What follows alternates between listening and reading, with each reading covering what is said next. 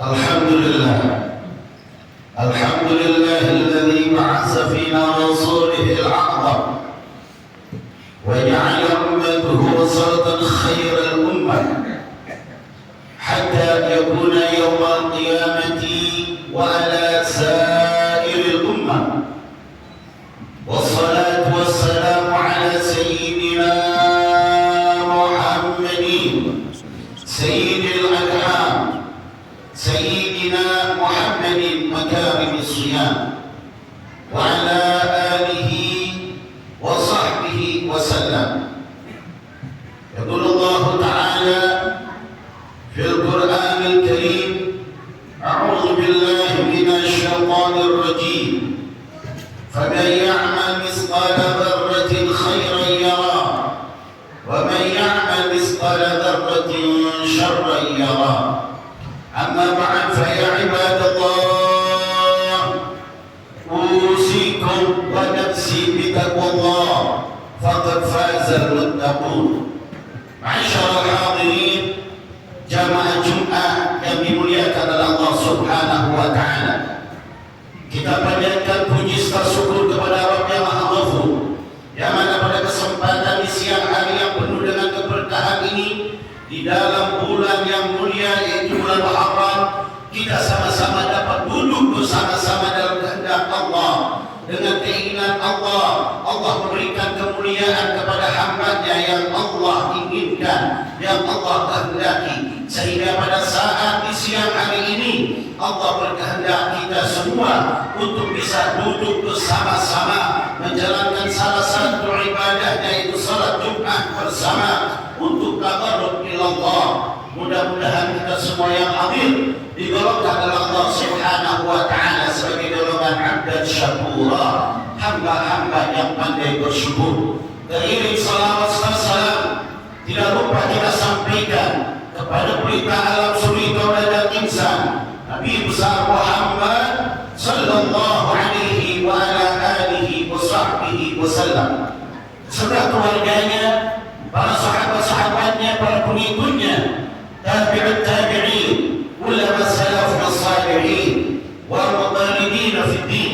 Mudah-mudahan termasuk kita semua orang-orang yang selalu mengikuti aturan-aturan baginda Rasulullah sallallahu alaihi wasallam.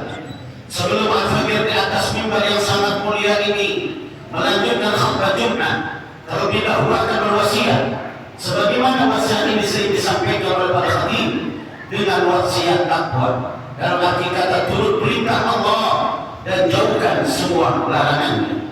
Karena tidak ada satu perintah yang diperintahkan oleh Allah, apapun bentuk perintah tersebut, sekecil apapun perintah tersebut, jika dikerjakan oleh hamba-Nya, siapapun dia, akan mendatangkan kenikmatan, turunnya rahmat kasih sayang Allah, keharmonisan, ketenangan, keberkahan.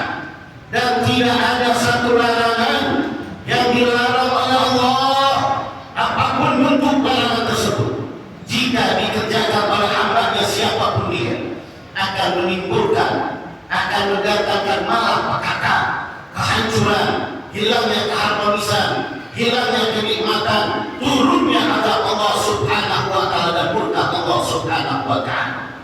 Oleh karena itu, mari sama-sama kita tingkatkan amal ibadah takwa kita kepada Allah, dengan tujuan kita mudah-mudahan dengan takwa ini bisa mengikat iman Islam kita, sehingga pada saat waktu yang telah ditentukan ajal menjemput kita, wala tamutunna illa wa antum muslimun, tidak kita keluar dari dunia ini dipanggil oleh Allah kecuali membawa iman Islam.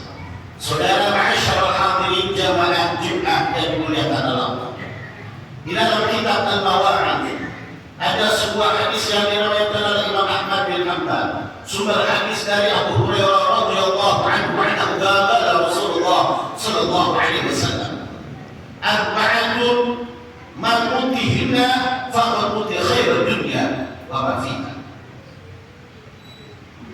Ada 4 perkara jika manusia diberikan oleh Allah Subhanahu wa taala 4 perkara ini, khairun, lebih bagus minad dunya wal akhirah, daripada dunia dan kebagusan dari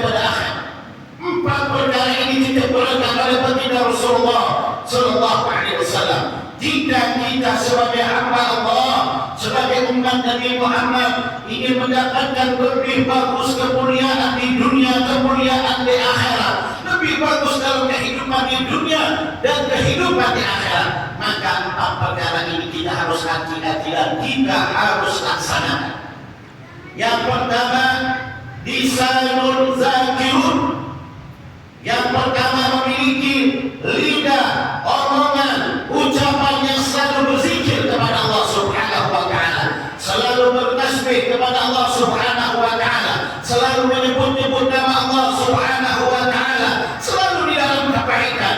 Jika dia berbicara dalam kebaikan, jika ia memberikan nasihat-nasihat dalam kebaikan, bila dia jadi saksi-saksi dalam kebaikan, semuanya dia gunakan di dalam pembicaraannya, pembicaraan yang baik. Maka orang yang berbuat baik, berzikir kepada Allah, menyebut-nyebut nama Allah, di dalam perintah Allah kita suruh berbicara dengan baik, dia berbicara dengan baik, maka orang tersebut mendapatkan kebaikan lebih bagus daripada kebaikan dunia dan akhirat. Tapi sebaliknya, jika ia punya lisan, jika ia punya lidah, tidak dipakai untuk berzikir, tidak dipakai untuk bertasbih, bertahmid, bertahlil, tidak untuk dipakai berselawat kepada Nabi Muhammad, justru sebaliknya, dia pakai untuk mencemooh orang, dia pakai untuk menghina-hina orang, dia pakai untuk memfitnah orang, dia pakai lidahnya untuk menghibah orang, maka orang ini lebih jelek daripada kejelekan dunia dan akhirat. Oleh karena itu, jagalah lisan kita sebelum kita mendapatkan hukuman yang jelek. Yang kedua, wa qalbun syakirun. Yang kedua, punya hati yang selalu bersyukur atas apa yang telah Allah berikan. Apapun dalam kehidupan kita sebagai manusia, tidak bisa kita hidup dengan kehendak kita, tidak bisa kita hidup dengan kemauan kita. Apa yang kita kerjakan, apa yang kita cita-citakan, apa yang kita inginkan, belum tentu itu akan terjadi. Semua itu terjadinya pun karena kehendak Allah. Kita hidup sehat, sehat itu milik Allah. Kita bisa melihat pandangan kita milik Allah. Kita punya usaha maju dan tidak majunya kehendak Allah. Ingat, jadikanlah orang yang selalu menerima, ya, sabar bersyukur di dalam hatinya. Karena golongan orang yang bersyukur dan orang yang sabar tingkatannya sangat tinggi. Sehingga Allah memperingati kepada kita, al-insanu dha'ifa. Kalian manusia adalah yang dhaif. Tidak ada manusia yang bisa menentukan dalam kehidupannya. Tidak ada manusia yang gagah di dalam kehidupannya. Segagahnya manusia tetap dia akan ada akhir dari kegagalannya. Sehebatnya manusia tetap dia akan berakhir di dalam kehebatannya. Setidak-tidaknya dia akan berakhir di dalam kehidupan. Allah membuat cerita-cerita terdahulu bagaimana raja-raja terdahulu yang memiliki kekuatan, yang memiliki kesombongan, yang memiliki kegagahan. Mereka tidak ada syukurnya kepada Allah, walaupun Allah telah mengutus nabi kepada mereka. Yang akhirnya Namrud, Fir'aun, kaum Qarun, ya, dan juga banyak kaum Samud, semuanya mereka semua binasa dengan kehinaan. Maka dari itu, jadikan hati kita bersyukur atas apa yang telah Allah berikan kepada kita, baik yang sesuai dengan keinginan kita maupun yang tidak sesuai dengan keinginan kita. Syukuri, ingat itu semua minallah illallah, semua datang dari Allah, kembalikan kepada Allah. Inna lillahi wa inna ilaihi rajiun. Semua datang dari Allah dan kita kembalikan lagi kepada Allah. Yang ketiga, wa badanun, ya, wa badanun sabirun. Punya badan yang dipakai untuk sabar. Sabar bagaimana? Sabar itu banyak tingkatannya. Ada sabar di dalam kena musibah, sebagaimana hadis baginda Rasulullah SAW. Ada sabar dibagi 3. Pertama, sabar dalam musibah. Yang kedua, sabar di dalam mengerjakan taat. Ketiga, sabar di dalam diajak maksiat.